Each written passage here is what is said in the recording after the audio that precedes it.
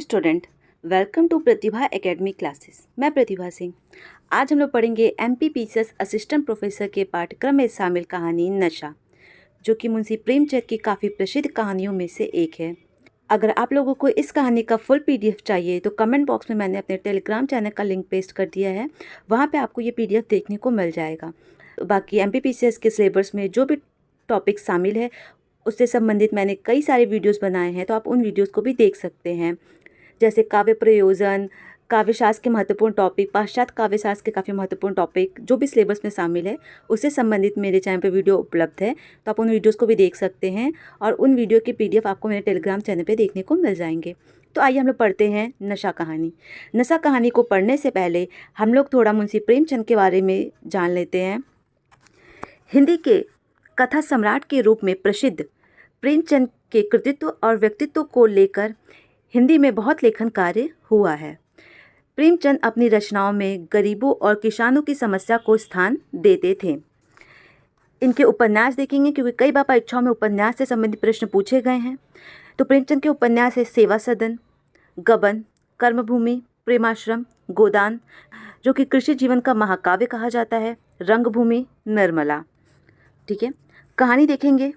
इनकी महत्वपूर्ण कहानियां हैं कफन, पंच परमेश्वर, पूस की रात, बड़े घर की बेटी, दो बैलों की कथा, बूढ़ी काकी जैसी 300 से अधिक कहानियां इनकी चर्चित हैं। ठीक है, अब हम लोग पढ़ेंगे नशा कहानी को विस्तारपूर्वक, क्योंकि परीक्षा में अगर नशा कहानी से संबंधित कोई भी प्रश्न आता है तो आपको इस पीडीएफ से वो प्रश्न देखने को मिल जाएगा, क्योंकि हम लोग संपूर्ण कहानी पर काफ़ी विस्तारपूर्वक चर्चा करेंगे और पूरी की पूरी कहानी अच्छे से पढ़ेंगे। तो आइए हम लोग देखते हैं कहानी को। ईश्वरी एक बड़े जमींदार का लड़का था और मैं एक गरीब क्लर्क का, जिसके पास मेहनत मजदूरी के सिवा कोई और जायदाद ना थी। हम दोनों में परस्पर बहस होती रहती थी। मैं जमींदारों की बुराई करता, उन्हें हिंसक पशु और खून चूसने वाली जोक और वृक्षों की चोटी पर फूलने वाला बाज कहता था। वह जमींदारों का पक्ष लेता, पर स्वभावतः उसका पहलू कुछ कमज़ोर होता था, क्योंकि उसके पास जमींदारों के अनुकूल कोई दलील ना थी। वह कहता कि सभी मनुष्य बराबर नहीं होते, छोटे बड़े हमेशा होते रहते हैं और होते रहेंगे। उसकी ये दलील लाचार थी। किसी मनुष्य और नैतिक नियमों से इस व्यवस्था का औचित्य सिद्ध करना कठिन था। मैं इस वाद विवाद की गर्मागर्मी में अक्सर तेज हो जाता और लगने वाली बात कह जाता, लेकिन ईश्वरी हार कर भी मुस्कुराता रहता था। मैंने उसे कभी गर्म होते नहीं देखा। शायद इसका कारण यह था कि वह अपने पक्ष की कमजोरी समझता था। नौकरों से वह सीधे मुंह बात नहीं करता था। अमीरों में जो बेदर्दी और उदंडता होती है, इसमें उसे भी प्रचुर भाग मिला था। नौकर ने बिस्तर लगाने में ज़रा भी देरी की, दूध ज़रूरत से ज़्यादा गर्म या ठंडा हुआ, साइकिल अच्छे से साफ ना हुई तो वह आपे से बाहर हो जाता। सुस्ती और बदतमीजी उसे ज़रा भी बर्दाश्त ना थी, पर दोस्तों से और विशेषकर मुझसे उसका व्यवहार सौहृदय और नम्रता से भरा हुआ होता था। शायद उसकी जगह मैं होता तो मुझ में भी वही कठोरताएं पैदा हो जाती जो उसमें थी, क्योंकि मेरा लोक प्रेम सिद्धांतों पर नहीं, निजी दशाओं पर टिका हुआ था।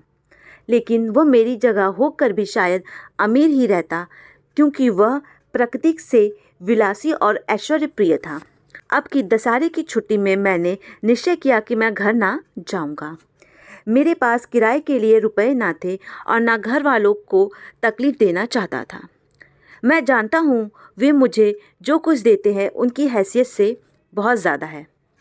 उनके साथ ही परीक्षा का ख्याल था। अभी बहुत कुछ पढ़ना है। बोर्डिंग हाउस में भूत की तरह अकेले पड़े रहने को भी जीना चाहता था। इसीलिए जब ईश्वरी ने मुझसे अपने घर का न्योता दिया तो मैं बिना आग्रह के राजी हो गया। ईश्वरी के साथ परीक्षा की तैयारी खूब हो जाएगी। वह अमीर होकर भी मेहनती और ज़हीन है। उसने इसके साथ ही कहा, लेकिन भाई एक बात का ख्याल रखना, अगर ज़मींदारों की निंदा की तो मामला बिगड़ जाएगा और मेरे घर वालों को बुरा लगेगा। वह लोगों तो आसामियों पर इसी दावों से शासन करते हैं कि ईश्वर ने आसामियों को उनकी सेवा के लिए ही पैदा किया है। आसामी भी यही समझता है।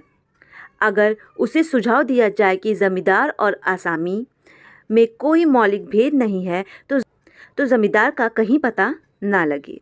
मैंने कहा, तो क्या तुम समझते हो कि मैं वहाँ जाकर कुछ और हो जाऊँगा? हाँ, मैं तो यही समझता हूँ। तुम गलत समझते हो। ईश्वरी ने इसका जवाब ना दिया। कदाचित उसने इस मामले को मेरे विवेक पर छोड़ दिया और बहुत अच्छा किया। अगर वह अपनी बात पर अड़ता तो मैं भी जिद पकड़ लेता। सेकंड क्लास तो क्या, मैंने कभी इंटर क्लास में भी सफ़र ना किया था। अब की सेकंड क्लास में सफ़र का सौभाग्य प्राप्त हुआ। और गाड़ी तो 9 बजे रात को आती थी, पर यात्रा के हर्ष में हम शाम को स्टेशन पर जा पहुँचे। उधर कुछ देर इधर उधर सैर करने के बाद रिफ्रेशमेंट रूम में जाकर हम लोगों ने भोजन किया।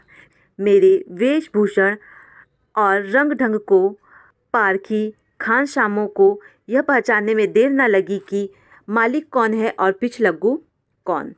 लेकिन ना जाने क्यों मुझे उसकी गुस्ताखी बुरी लग रही थी। पैसे ईश्वरी के जेब से गए।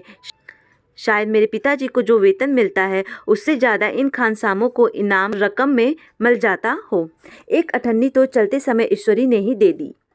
फिर भी मैं उन सबों से उसी तत्परता और विनय की अपेक्षा करता था जिससे वे ईश्वरी की सेवा कर रहे थे। ईश्वरी के हुक्म पर सब के सब दौड़ते थे, लेकिन मैं कुछ चीज़ें मांगता हूँ तो उतना उत्साह नहीं दिखाते थे। मुझे भोजन में कुछ स्वाद ना मिला। यह भेद मेरे ध्यान को संपूर्ण रूप से अपनी ओर खींचता हुआ था। गाड़ी आई, हम दोनों सवार हुए। खानसामों ने ईश्वरी को सलाम किया, मेरी ओर देखा भी नहीं। ईश्वरी ने कहा, इतने तमीज़दार हैं ये सब। एक हमारे नौकर हैं कि कोई काम करने का ढंग ही नहीं। मैंने खट्टे मन से कहा, इसी तरह अगर तुम अपने नौकर को भी 8 आने रोजाना इनाम दिया करो तो शायद इनसे ज़्यादा तमीज़दार हो जाएं। तो क्या तुम समझते हो यह सब केवल इनाम के लालच में इतना अदब कर रहे हैं? जी नहीं, कदापि नहीं। तमीज़ और अदब तो इनके रक्त में मिल गया है। गाड़ी चली। प्रयाग से चली तो प्रतापगढ़ जाकर रुकी। एक आदमी ने हमारा कमरा खोला। मैं तुरंत चिल्ला उठा, दूसरा दरवाज़ा है, सेकंड क्लास है। उस मुसाफिर ने डिब्बे के अंदर आकर मेरी ओर एक विचित्र उपेक्षा की दृष्टि से देखकर कहा, जी हाँ, सेवक इतना समझता है, और बीच वाले बर्थ पर बैठ गया। मुझे इतनी लज्जा आई, कह नहीं सकता। भोर होते होते हम लोग मुरादाबाद पहुँचे। स्टेशन पर कई आदमी हमारा स्वागत करने के लिए खड़े थे। 2 भद्र पुरुष थे, 5 बेगार थे। बेगारों ने हमारा लगेज उठाया। 2 भद्र पुरुष हमारे पीछे पीछे चले। एक मुसलमान था, रियासत अली, दूसरा ब्राह्मण था, राम हरक। दोनों ने मेरी ओर अपरिचित नेत्रों से देखा, मानो कह रहे हों, तुम कौवे होकर हंस के साथ कैसे? रियासत अली ने ईश्वरी से पूछा, यह बाबू साहब क्या आपके साथ पढ़ते हैं? ईश्वरी ने जवाब दिया, हाँ, साथ पढ़ते भी हैं और साथ रहते भी हैं। यूँ कहिए कि आपकी ही बदौलत मैं इलाहाबाद पड़ा हुआ हूँ, नहीं तो कब का लखनऊ चला आया होता। अब कि मैं इन्हें घसीट लाया। इनके घर से तो कई तार आ चुके थे, मगर मैंने इनकारी जवाब दिलवा दिए। आखिर तार तो अर्जेंट था, जबकि फीस 4 आने प्रति शब्द है, पर यहाँ से भी उनका जवाब इनकार ही गया। दोनों सज्जनों ने मेरी ओर चकित नेत्रों से देखा। आतंकित हो जाने की चेतना करते जान पड़े। रियासत अली ने अर्धशंका के स्वर में कहा, लेकिन आप बड़े सादे लिबास में रहते हैं। ईश्वरी ने शंका का निवारण किया, महात्मा गांधी के भक्त हैं साहब, खद्दर के सिवा कुछ पहनते ही नहीं हैं। खद्दर यानी खादी के वस्त्र के सिवा कुछ पहनते ही नहीं हैं। पुराने सारे कपड़े जला डाले। यूं कहो कि राजा हैं। 2.5 लाख सालाने की रियासत है, पर आपकी सूरत देखो तो मालूम होता है अभी अनाथालय से पकड़ आए हैं। राम हरक बोले, अमीरों का ऐसा स्वभाव बहुत कम देखने में आता है, कोई भाप ही नहीं सकता है। रियासत अली ने समर्थन किया, आपने महाराजा चांगली को देखा होता तो दांतों तले उंगली दबाते। एक गाड़े की मिर्जई और चमरौधे जूते पहने बाजारों में घुमा करते थे। सुनते हैं एक बार बेगार में पकड़े गए थे और उन्हीं ने 10 लाख से कॉलेज खुलवा दिया। मैं मन में कटा जा रहा था, पर ना जाने क्यों, पर ना जाने क्या बातें थी, ये सफ़ेद झूठ उस वक्त मुझे हास्यास्पद ना जान पड़ा। उसके प्रत्येक वाक्य के साथ मानो मैं उस कल्पित वैभव के समीपतर आता जाता था। मैं ससवार नहीं हूँ। हाँ, लड़कपन में मैं कई बार घोड़े पर सवार हुआ हूँ। यहाँ देखा तो 2 काला रास घोड़े हमारे सामने तैयार खड़े थे। मेरी तो जान ही निकल गई। सवार तो हुआ, पर बोटियाँ काँप रही थीं। मैंने चेहरे पर सिकन ना पड़ने दिया, घोड़े को ईश्वरी के पीछे डाल दिया। खैरियत यह हुई कि ईश्वरी ने घोड़े को तेज ना किया, वरना शायद मैं हाथ पैर तुड़वा कर लौटता। संभव है ईश्वरी ने समझ लिया हो कि यह कितना पानी में है। ईश्वरी का घर क्या था? किला था। इमाम बाड़े का सा फाटक, द्वार पर पहरेदार टहलता हुआ, नौकरों का कोई हिसाब नहीं, एक हाथी बंधा हुआ। ईश्वरी ने अपने पिता, चाचा, ताऊ आदि सबसे मेरा परिचय कराया और उसी अतिशयोक्ति के साथ ऐसी हाव बांधी कि कुछ ना पूछिए। नौकर चाकर ही नहीं, घर के लोग भी मेरा सम्मान करने लगे। देहात के जमींदार लाखों का मुनाफा। जब जरा एकांत हुआ तो मैंने ईश्वरी से कहा, तुम बड़े शैतान हो यार, मेरी मिट्टी क्यों पलीत कर रहे हो? ईश्वरी ने दृढ़ मुस्कान के साथ कहा, गधों के सामने यही चाल जरूरी थी, वरना सीधे मुंह बोलते भी नहीं। ज़रा देर के बाद नाई हमारे पांव दबाने आया। कुंवर लोग स्टेशन से आए हैं, थक गए होंगे। ईश्वरी ने मेरी ओर इशारा करके कहा, पहले कुंवर के पांव दबाओ। मैं चारपाई पर लेटा हुआ था। मेरे जीवन में ऐसा शायद कभी नहीं हुआ हो कि किसी ने मेरे पांव दबाए हों। मैं इससे अमीरों के चोचले, रईसों का गधापन और बड़े आदमियों का मुटमरदी और न जाने क्या क्या कहकर ईश्वरी का परिहास किया करता, और आज मैं पुत्रों का रईस बनने का स्वांग भर रहा था। इतने में 10 बज गए। पुरानी सभ्यता के लोग थे। नई रोशनी अभी केवल पहाड़ों की चोटी तक पहुंच गई थी। आदर से भोजन का बुलावा आया। हम स्नान करने चले। मैंने हमेशा अपनी धोती खुद छाट लिया करता हूँ यानी धुल लिया करता हूँ। मैंने यहाँ ईश्वरी की ही भांति अपनी धोती को भी छोड़ दी। मुझे अपने हाथों अपनी धोती छाटते शर्म आ रही थी। अंदर भोजन करने चले। हॉस्टल में जूते पहने मेज पर जा डरते थे। यहाँ पाँव धोना आवश्यक था। कहार पानी लेकर खड़ा था। ईश्वरी ने पाँव बढ़ा दिए। कहार ने उसके पाँव धोए। मैंने भी पाँव बढ़ा दिए। कहार ने मेरे पाँव भी धोए। मेरा वह विचार न जाने कहाँ चला गया था। सोचा था वह देहात में एकाग्र होकर खूब पढ़ेंगे, पर यहाँ सारा दिन सैर सपाटे में कट जाता है। कहीं नदी में बाजरे पर सैर कर रहे हैं, कहीं मछलियाँ या चिड़ियों का शिकार खेल रहे हैं, कहीं पहलवानों की कुश्ती देख रहे हैं, कहीं शतरंज पर जमे हैं। ईश्वरी खूब अंडे मंगवाता और कमरे में स्टोव पर आमलेट बनाते। नौकरों का एक जत्था हमेशा घेरा रहता। अपने हाथ पांव हिलाने की कोई ज़रूरत नहीं, केवल जबान हिला देना काफ़ी है। नहाने बैठो तो आदमी नहलवाने को हाजिर है, लेटो तो आदमी पंखा हिलाने को खड़े हैं। मैं महात्मा गांधी का कुंवर चेला मशहूर था। भीतर से बाहर तक मेरी धाक थी। नशे में ज़रा भी देर ना हो पाए, वहीं कुंवर साहब नाराज़ ना हो जाएं, बिछौना ठीक समय पर लग जाए। कुंवर साहब के सोने का समय आ गया है। मैं ईश्वरी से भी ज़्यादा नाजुक दिमाग बन गया था या बनने पर मजबूर किया गया था। ईश्वरी अपने हाथ से बिस्तर बिछा ले, लेकिन कुंवर मेहमान अपने हाथों से कैसे अपना बिस्तर बिछा सकते हैं? उनकी महानता में बट्टा लग जाएगा। एक दिन सचमुच यही बात हो गई। ईश्वरी घर में था। शायद अपनी माता से कुछ बातचीत करने में देर हो गया। यहाँ 10 बज गए थे। मेरी आंखें नींद से झपक रही थी, मगर बिस्तर कैसे लगाऊं? कुंवर जो ठहरा कोई 11:30 बजे, बड़ा मुलग्गा नौकर था। घर के धंधों में में मेरा बिस्तर लगाने की उसे सुध ही ना रही। अब तो याद आई तो भागा हुआ आया। मैंने उसको ऐसी डांट लगाई कि उसने भी क्या याद किया होगा। ईश्वरी मेरी डांट सुनकर बाहर निकल आया और बोला, तुमने बहुत अच्छा किया। क्या यह सब हरामखोर इसी व्यवहार के योग्य हैं? इसी तरह ईश्वरी एक दिन एक जगह दावत में गया हुआ था। शाम हो गई थी मगर लैंप मेज पर रखा हुआ था। दिया सलाई भी थी, लेकिन ईश्वरी खुद कभी लैंप नहीं जलाता था। फिर कुंवर साहब कैसे जलाएं? मैं झुझला रहा था। समाचार पत्र आया रखा हुआ था, जी उधर लगा हुआ था, पर लैंप नदारत। दैव्य योग से उसी वक्त मुंशी रियासत अली आ निकले। मैं उन्हीं पर उबल पड़ा। ऐसी फटकार बताई कि बेचारा उल्लू हो गया। तुम लोगों को इतनी फिक्र भी नहीं कि लैंप तो जलवा दे? मालूम नहीं है ऐसे कामचोर आदमियों का यहाँ कैसे गुजारा होता है। मेरे यहाँ घंटे भर निर्वाह ना हो। रियासत अली ने कांपते हुए हाथों से लैंप जला दिया। वहाँ एक ठाकुर अक्सर आया करता था। कुछ मनचला आदमी था।